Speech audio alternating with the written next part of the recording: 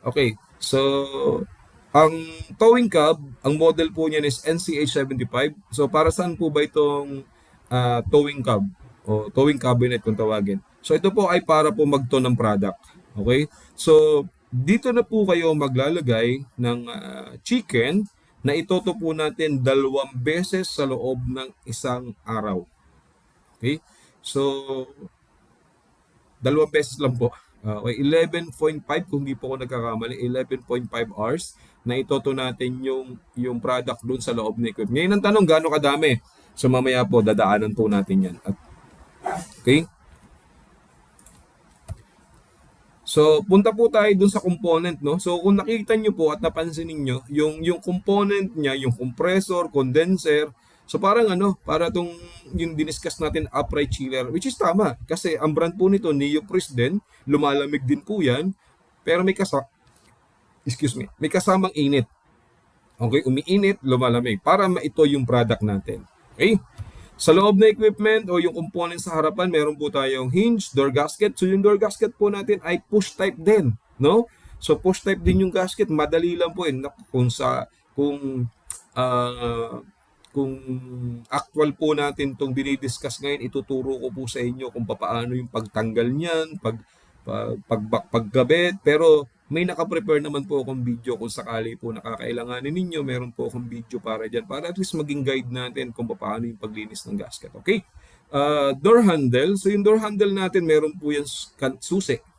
So para doon sa process po natin ng pagtoto, so hindi po accidentally na ma-on yung equipment. So pwede po yung kandaduhan. Buksan mo lang pag natapos na yung towing time natin. Ano? So yan po.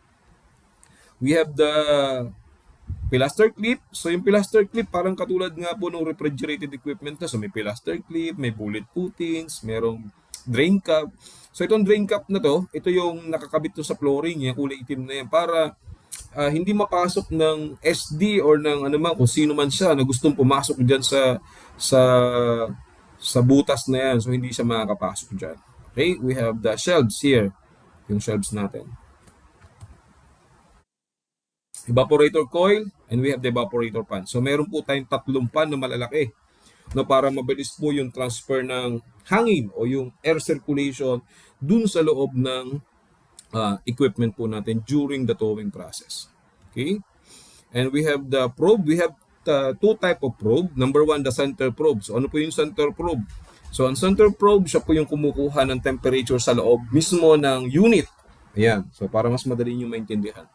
And the other one, we have the piercing probe. So ang function naman ng piercing probe ay para i-determine, alamin kung ano ang temperatura ng equipment habang nasa towing process. So yun po. Para sinasaksak sa doon sa mismong product. Para malaman mo ano na ba yung internal temperature ng product habang nasa towing process. So yun po yung function niya. Okay? So sa setting po na equipment, hindi na po ako dito masyado magpo-focus kasi ang importante po dito sa inyo ay ito. So itong approved parameter, ito po dapat yung isineset sa towing cab. So ang tanong po, sino ang magseset? Ang technician po ang magseset niyan. Okay, so kailangan lang po na ibigay po natin sa kanila yung parameter. Then, magseset po ay technician. Then, during commissioning, installation ng equipment, so magkakaroon din po kayo ng konting discussion or konting explanation. So, kumbaga paano gamitin yung equipment, paano nagpa-function. So meron din pong ganon niya pag po nasa commissioning process po tayo o pag may tumawag kayo ng service kay Middleby to install the equipment. And this is also the approved parameter. So we have recommended towing cycle per day is 2 cycle, and we have a total chicken per day is 84 packs or 672 pieces or 7 case. So yan po yung pwede po nating ito doon sa equipment. Baka po may question sa inyo, naku sir, kulang sa amin yan. No? Isang ano lang to eh. So yan lang po kasi yung maximum na pwede po nating ito. So baka gusto niyo po 2 unit yung bilhin niyo para mas marami. No? So pwede naman po. Okay? Ayan. So yung process po nito, yung do's and don'ts po natin, always same lang naman po ito dun sa refrigerated equipment, no? So parehas lang po ng process po yan. Kasi lumalamig din po yan. So, ang principle po niyan ay parang katulad din po nung ating refrigerated equipment.